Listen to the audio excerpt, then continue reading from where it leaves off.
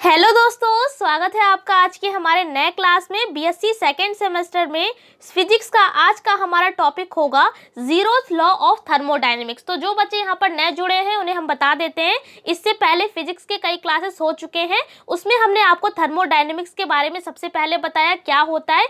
हिंदी में इसे हम ऊष्मागतिकी बोलते हैं। ये पूरा कॉन्सेप्ट जो है वो आप 11th क्लास में पढ़कर आए हैं, और फिलहाल जिन्होंने डिटेल में वहाँ नहीं पढ़ा है तो कोई दिक्कत की बात नहीं है, यहाँ पर भी आपको पूरा कॉन्सेप्ट आपका क्लियर कर देंगे। साथ में हमने आपको थर्मोडायनेमिक्स के बारे में बताया, साथ में वहां पर हमने कई सारे टाइप बताए, जैसे कि सिस्टम के बारे में बताया, हमने आपको बाउंड्री के बारे में, सराउंडिंग क्या होता है, और कई सारे हमने प्रोसेस के बारे में पढ़ा, जैसे आइसोथर्मल प्रोसेस होता है, एडियाबेटिक प्रोसेस होता है, आइसोकोरिक होता है। इस तरीके से हमने कई सारे प्रोसेस के बारे में भी हमने आपको पहले ही बता दिया था। एंथैल्पी क्या है इवन ये भी हमने बता दिया था। तो आज के क्लास में कई टॉपिक हमारे बेसिक वाले जो थे वो हो गए हैं, इसीलिए आज का हमारा ये मेन टॉपिक है जीरोथ लॉ ऑफ थर्मोडायनेमिक्स। ये पेपर के पर्पज से काफी इंपॉर्टेंट है।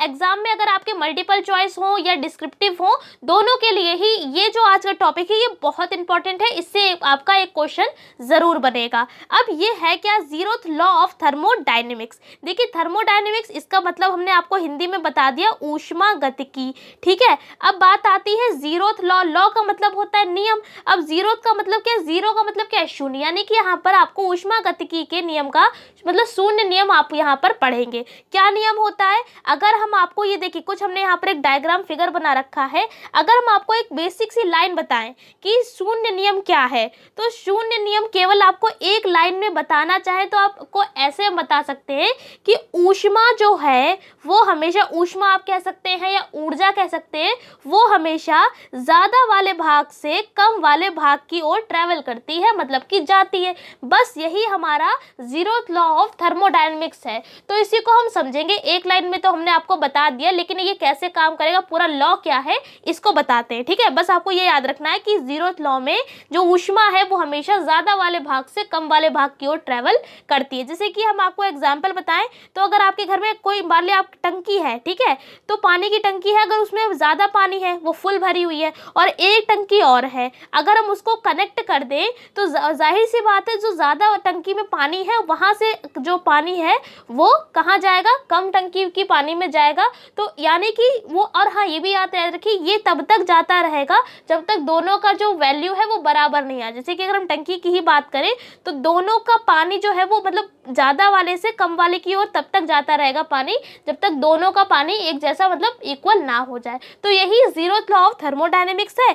सबसे पहले ये इस फिगर को समझा देते हैं। ये हमने क्या बनाया है, यहाँ पर दो वर्ड आए हैं, एक है एडियाबेटिक और एक वर्ड आप यहाँ पर हमने आपको बताया था आइसोथर्मल। ठीक है, तो ये दो प्रोसेस हमने आपको बताए थे टाइप ऑफ प्रोसेस में। तो पहले बताते हैं आइसोथर्मल प्रोसेस क्या होता है। अगर आपको नहीं पता है तो थोड़ा सा जान लीजिए भाई। आइसोथर्मल, इसको हिंदी में हम बोलते हैं समतापी। क्या बोलते हैं?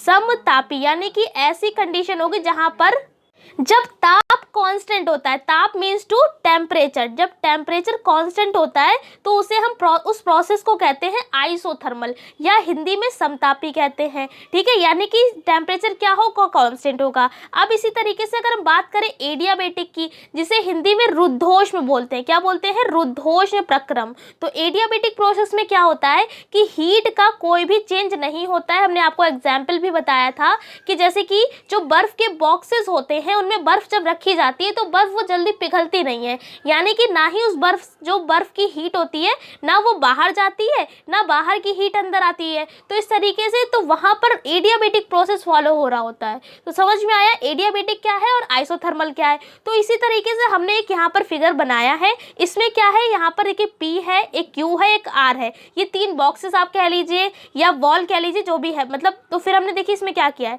तीन चीजें, P है, Q है, R है। अब ये जो P और Q है, इनके बीच में क्या हो, कौन सा प्रोसेस है? आइसोथर्मल प्रोसेस है। कौन सा प्रोसेस है? आइसोथर्मल प्रोसेस है। मतलब इनमें टेम्परेचर में कोई भी चेंज नहीं हो। अब देखिए हम इस प्रोसेस में इस फिगर को समझते हैं। अब देखिए थोड़ा सा हम इस फिगर के बारे में आपको बताते हैं। सबसे पहले हमने क्या किया है, P है, Q है, R है, ये तीन बॉडीज है। क्या है, तीन बॉडीज हमने यहाँ पर ली हैं। अब यहाँ पर देखिए हमने क्या किया है, ध्यान से अगर आप देखेंगे तो जो P और Q है इनके आपस में कोई भी कनेक्शन नहीं है, मतलब कि इधर से ऊष्मा इधर नहीं जाएगी, इधर से ऊष्मा इधर नहीं जाएगी। तो जब भी हीट का ट्रांसफर नहीं होता है तो वो कौन सा प्रोसेस कहलाता है, उसे भाई हम कहते हैं एडियाबेटिक। क्या कहते हैं, एडियाबेटिक प्रोसेस। यानी कि P से Q की ओर कोई ऊष्मा नहीं जाएगी, ना ही Q से P की ओर जाएगी। यानी ये दो अलग अलग बॉडीज हैं। एक थर्ड बॉडी है यहाँ पर R, ठीक है, लेकिन ये जो थर्ड बॉडी R है ये इनके बीच और इनके बीच यहाँ पर प्रोसेस चल रहा है आइसोथर्मल। कौन सा प्रोसेस चल रहा है भाई, आइसोथर्मल। आइसोथर्मल मीन्स टू क्या होगा, यहाँ पर होगा टेम्परेचर कांस्टेंट। लेकिन आपको पता होगा यहाँ से ऊष्मा जो है एक दूसरे की ओर जा सकती है। केवल एक ही कंडीशन होती है यहाँ पर, आपको पता होना चाहिए बस, एडियाबेटिक में ऊष्मा यानी हीट एक इधर से उधर नहीं जाएगी।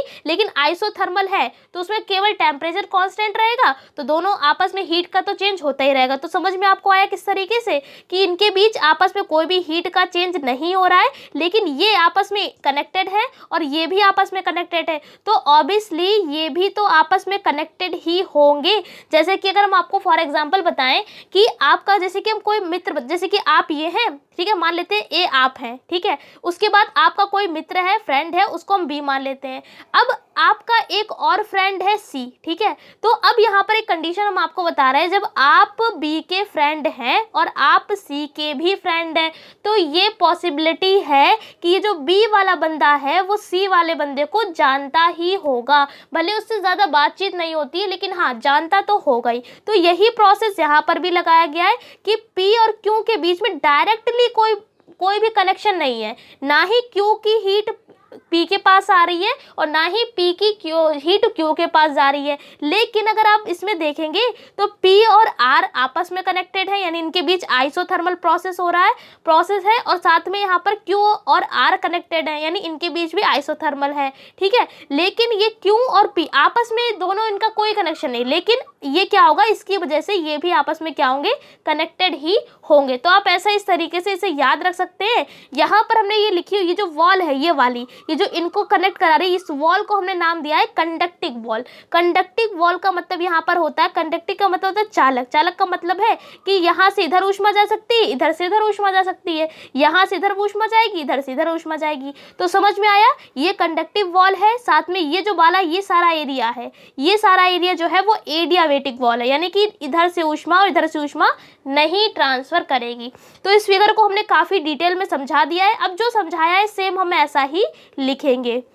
क्या हमने लिखा कि अकॉर्डिंग टू दिस लॉ, मतलब इस लॉ के अकॉर्डिंग यदि दो बॉडी P और Q एक थर्ड बॉडी R से अलग अलग थर्मल इक्विलिब्रियम में है, यानी कि अभी हमने आपको बताया अलग अलग जुड़ी हुई है, यानी इनका ट्रांसफर P भी, मतलब P का Q में मतलब हीट का चेंज हो रहा है और Q का R में भी हो रहा है।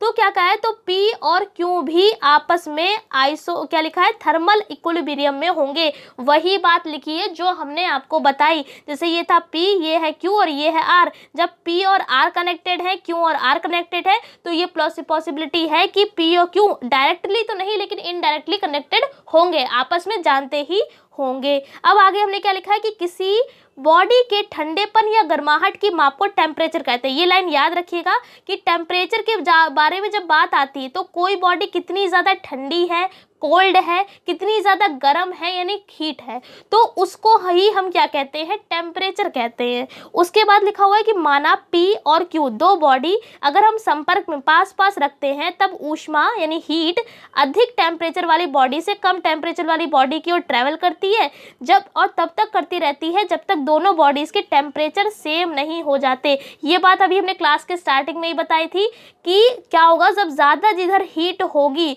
उससे क्या होगा, कम वाली हीट की ओर वो ट्रैवल करेगी और ये तब तक ये हीट जाती, नॉर्मली अगर देखा जाए तो हीट नहीं जा रही है, क्या होगा यहाँ पर कौन ट्रैवल करता है, टेम्परेचर।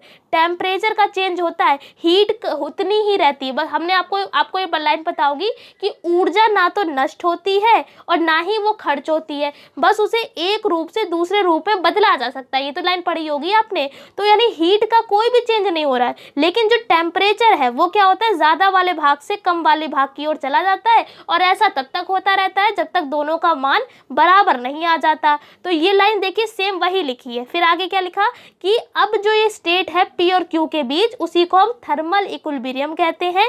इसके पश्चात हीट का ट्रांसफर नहीं होता है। एक बार फिर से बता देते हैं भाई, इनके बीच एडियाबेटिक प्रोसेस है। ये जो वॉल है एडियाबेटिक वॉल है, ये आपस में आइसोथर्मल में है, ये भी आइसोथर्मल में है, तो ऑब्वियसली ये भी होंगे। तो मतलब कि क्या लिखा है, ये भी आपस में क्या होंगे, इनका बीच के जो प्रोसेस होगा वो भी थर्मल इक्विलिब्रियम होगा। तो यही लाइन लिखी है, तो आपको समझ में ये आ गया होगा। अब इसमें पूछा जाता है कॉन्सेप्ट ऑफ टेम्परेचर क्या है भाई, फर्स्ट लॉ का, सॉरी जीरोथ लॉ का।